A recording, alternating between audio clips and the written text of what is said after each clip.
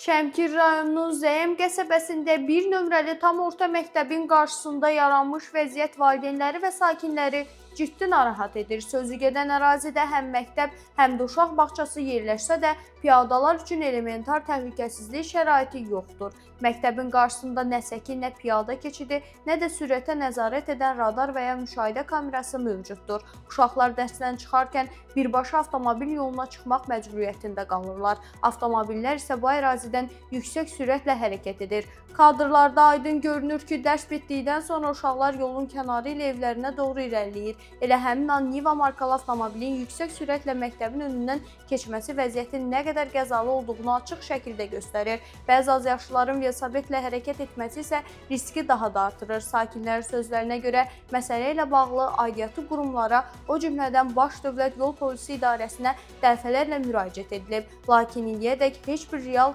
tədbir görülməyib. Yerli icra nümayəndələri isə məsuliyyəti birbaşa Yol Polisi Qurumunun üzərinə yönləndirir. Valideynlər bildirir ki, uşaqların hər gün həyatını risk ataraq məktəbə gedib gəlməsi yol verilməzdir. Onlar ən azı piyada keçidi, səki və sürət məhdudlaşdırıcı tədbirlərin görülməsini tələb edirlər. Şikayət evi olaraq məsələni diqqətdə saxlayırıq. Aidiyyatı qurumların məsuliyyəti və təcili tədbir görməyə çağırırıq.